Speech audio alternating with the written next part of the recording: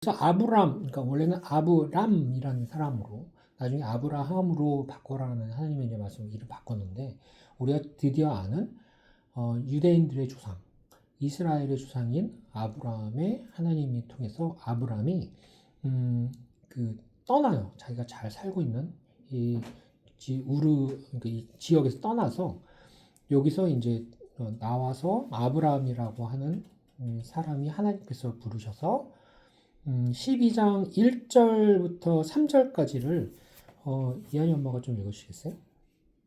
1절에서 3절이요? 예. 여호와께서 아브라함에게 말씀하셨다. 너는 네 고향과 친척과 집을 떠나 내가 지시할 땅으로 가거라.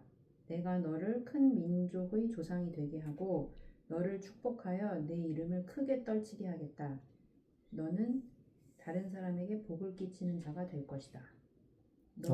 계속 읽으세요. 3절까지만. 너를 축복하는 자를 내가 축복하고 너를 저주하는 자를 내가 저주할 것이니 땅의 모든 민족이 너를 통해 복을 받을 것이다. 이 아브라함이 기원전 2500년에서 2000년 사이에 있었던 사람들인데 이 사람이 하나님의 이 약속을 하나님의 아브라함을 통해서 이 약속을 주고 그래서 아브라함이 떠나요. 그래서 아브라함의 아들이 아브라함의 이삭의 아들이 야곱을 통해서 이 약속이 아브라함이 생존할 때까지 다 이루어지지 않아요. 그 약속을 갖고 아브라함을 고쳐 세우시고 잊어먹을 때 왜 이 약속을 줬으니까 이 약속을 믿고 살아라라는 이 안에서 아브라함이 이삭이 야곱에게 거의 유산처럼 하나님의 말씀 이런 게 있으니까 꼭 잊지 말고 하나님 이루어주시니까 이거 안에서 살아라 유산처럼 소중하게 간직하는 약속이 말로 전해져서 이 자녀 교육을 이렇게 시켜져요. 실제로 이삭과 야곱이 머리에 굉장히 잘 교육을 받아서 그 자녀들한테 이 얘기를 유산으로 굉장히 소중하게 생각을 해요. 그 말이 쭉 연결이 돼서 이삭과 야곱에서부터 시작돼서 연결되고 야곱의 12아들이 쭉 연결이 되고 그 다음에 우리가 보는 게 요셉이에요. 야곱의 아들이에요. 아브라함의 아들 이삭의 아들 야곱, 야곱의 12아들 중에 거의 끝 막내형 되는 게 요셉이거든요. 요셉이 통해서 요셉은 이제 우리가 37장부터 봤나요? 37장부터 봐서 요셉에 대한 이야기가 창세기에서 꽤 많이 나와요. 꽤 많이 나오는데 뭐 몇 장을 거쳐서 나와요. 그러면서 이제 이집트로 궁극적으로 이 유대인 족속들이 어떻게 이집트로 들어왔는지에 어떻게 보면 시발점이 되기 때문에 거기서 요셉의 얘기가 꽤 많이 나오는 거의 시작점이 우리가 지금 39장이에요. 그렇게 보고 있어요. 그래서 이 이스라엘 역사이기 때문에 구약은 이 창세기 역사라는 것 안에서 우리가 지금 보고 있어요. 그래서 거기에 대한 이해를 갖고 39장 1절서부터 요셉이 이미 이집트에 들어왔어요. 어떻게 들어왔냐면 12 형제들 중에 요셉이 거의 막내인데 깐족깐족거리면서 형들한테 미움을 받아요. 여기 이제 37장 36절에 보면. 그래서 형제들이 너무나 요셉을 싫어하는 마음에 죽이기까지 하려고 하는 그런 음모 속에서 요셉을 팔아버려요. 이 이집트로 가는 상인들한테 팔아버려요. 요셉이 이집트 상인들을 통해서 이집트에 들어오고 그 안에서 이집트에 들어가는데 또 신기하게도 이집트의 끈앞을 굉장히 이제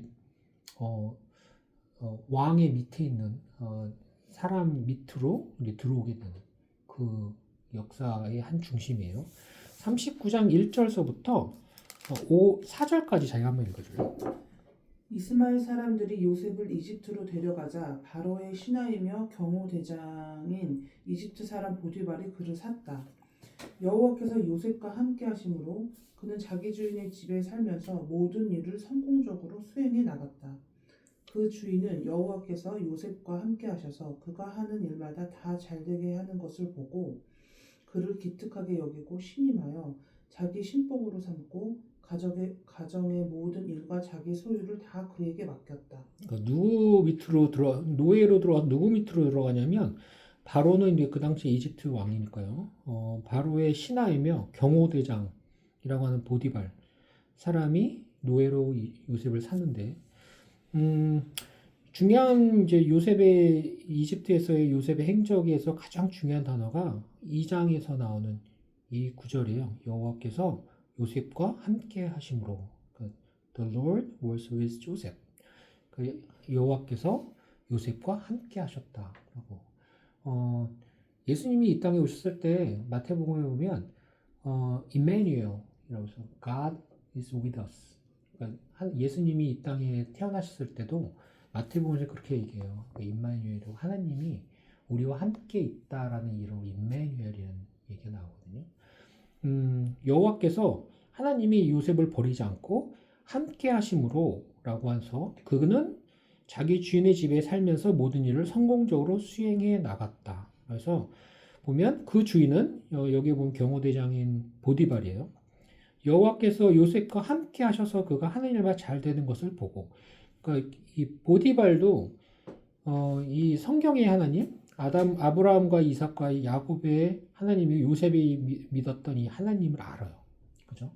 함께 하시는 것을 보긴 보는데 요셉이 일을 잘 못해. 답답하고 일도 안 하고 게으르고 그러면 오히려 불평할 거고, 요셉이 하나님에 대해서 별로 이렇게 생각도 안 할 거고, 요셉에 대해서 크게 뭐 인상도 많이 깊지도 않았을 텐데, 요셉이 하나님과 함께하는 걸 알면서도 일도 되게 잘해요. 실제적으로. 그래서 그를 기특하게 여기고 신임하고 자기 신복으로 삼아서 가정의 모든 일과 자기 소유를 다 그에게 맡겼다라고 하는. 그래서 요셉이라는 성품이 하나님 안에서 굉장히 성실하고 노예로 들어갔지만 이 보디발한 사람의 마음을 산 거죠. 거기에 대한 거는 우리가 좀 곱씹어 볼 필요는 있어요. 그렇게 해서 이제 그때부터 이제 시작이 되는데요. 5절부터 한 8절까지 서신 한번 읽으시겠어요? 그때부터 요셉을 위해 여호와께서 보디발의 집에 복을 내리심으로 그의 집안일이 잘 되고 재산이 날로 늘어갔다. 그래서 주인은 그의 재산을 다 요셉에게 맡기고 자기가 먹는 음식 외에는 아무것도 간섭하지 않았다. 요셉은 건장하고 잘생긴 미인 남자였다. 어느 날 그 주인의 아내가 요셉에게 눈짓을 하며 함께 잠자리에 들자고 하였다. 그러나 요셉은 거절하며 이렇게 말하였다. 주인이 집안의 모든 것을 나에게 맡기고 아무것도 간섭하는 일이 없으니 이 집에는 나만한 권한을 가진 사람이 없습니다. 주인은 나에게 아무것도 금하지 않았지만 당신만은 금하셨습니다. 이것은 당신이 그의 아내이기 때문입니다. 그런데 내가 어떻게 감히 이런 악한 짓을 하여 하나님께 범죄할 수 있겠습니까? 10절까지 읽어주세요. 그녀는 날마다 요셉에게 치근거렸지만 요셉은 거절하며 그녀와 잠자리를 같이 하지도 않고 그녀와 함께 있지도 않았다. 여기서 보면 굉장히 뭐 사람들이 성경 보면서 굉장히 중요하고 좋아하는 구절들 중에 항상 이런 게 나와요. 그때부터 5절 보면 그때부터 요셉을 위하여 여호와께서 보디발의 집에 복을 내려주시고 그의 집안일이 잘 되고 재산이 날로 늘어갔다. 그러니까 하나님의 이 자녀들 안에서 복을 주시고, 복을 주는 게 그냥 영적인 복도 물론 되게 중요하고 정신적인 복도 되게 중요하고 건강한 복도 되게 중요하지만 우리의 눈이 떠요용 하고 튀어나오는 것은 재산이 날로 늘어갔다라는 것에서 굉장히 많이 좋아하거든요. 실제로 사실 아브라함의 이삭과 야곱 이때까지 요셉까지 보면 하나님을 통해서 이 사람들이 축복을 정말 많이 봐요. 실제 재산까지도 축복을 많이 받아요. 그래서 이방인들 지역에서 살았으면서도 이방인들이 이 사람들의 재산이 들어가는 거에 대해서 굉장히 부러워하기도 하고, 그러면서 이 사람들이 숭배하는 여호와 하나님에 대해서 질투라는 것보다도 부러워하는 그런 모습으로 많이 우리가 이때까지 봐왔어요. 그죠? 그리고 여기에 보면 바로의 신복, 이 경호대장, 이 보디발도 그걸 알아요. 그러니까 요셉을 통해서 자기 집이 축복을 받는 게 요셉이 믿는 하나님으로부터 있기 때문에 절대 신임하죠. 자기네 모든 것을 다 맡겼다는 건 얼마나 신임하겠어요, 인간적으로. 근데 거기에 대한 모습이, 아, 얘가 일을 참 잘해.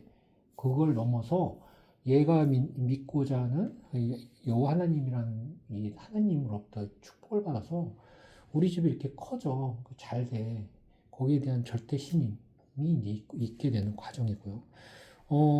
요셉은 건장하고 잘생긴 미남이었다라고 얘기하면서 그 미남인 거는 되게 좋지만 거기서부터 어떤 본 죄의 씨앗이 이제 생겨나죠. 요셉 자체가 문제가 있던 건 절대 아니에요. 성경에서 보면 성경에서 중요한 사람인데 의외로 자신들의 죄성 가운데서 문제가 시발점이 시작되는 그런 사람들 꽤 많았잖아요. 우리가 이때까지 봐왔지만 요셉이 여기서 이 문제의 시발점은 요셉이 아니었어요. 주인의 와이프였는데 문제는 이 요셉이 하는 얘기의 핵심 여기 9절을 보시면요. 이 집에는 나만한 권한을 가진 사람이 없습니다. 주인은 나에게 아무것도 금하지 않았지만 당신만은 금하셨습니다. 이것은 당신이 그의 아내이기 때문입니다. 그런데 내가 어떻게 감히 이런 악한 짓을 하여 하나님께 범죄할 수 있겠습니까? 악한 짓이라는 건 알아요. 그죠? 우리가 보면 당연하지. 한 남편의 와이프가 유혹하고 요셉과 접근하는 게 죄라는 것도 뭐 당연하겠지 하지만 우리가 살고 있는 21세기 2025년에 여기 미국에서는 이런 것들이 심지어 죄가 아닌 세상에서 많이 살고 있어요. 근데 성경에서 하나님은 이 사람 우리의 시간이 지나고 사회가 지나고 어떤 죄에 대한 인식이 많이 지나고 바뀌었다 하더라도 성경에서의 죄는 죄예요, 사실. 그러니까 우리 일반적인 상식적으로도 이거 죄인 건 알겠지만 요셉도 바로 대번에 하나님께 범죄할 수 없습니다. 하나님에 대한 범죄라고 간주를 해요. 올바른 방향이에요. 우리가 죄를 짓는 게 사람과 사람을 통해서 죄를 짓는 것들로 사회법이 이루어지지만 성경에서 보면 우리의 죄는 하나님한테 대한 범죄예요. 거기에 대해서 요셉이 굉장히 진지해요. 가볍게 생각하지 않고 있고요. 이거에 대해서 가볍게 생각하는 사람은 여기 보면 어떻게 보면 사모님이죠. 사모님은 거기에 대해서 굉장히 가볍게 생각하고 있는 상태고요. 그래서 이야기가 이제 굉장히 크게 부풀어지는 이야기가 이제 진행이 돼요. 11절부터 15절까지 이한이 어머니가 읽어주시겠어요?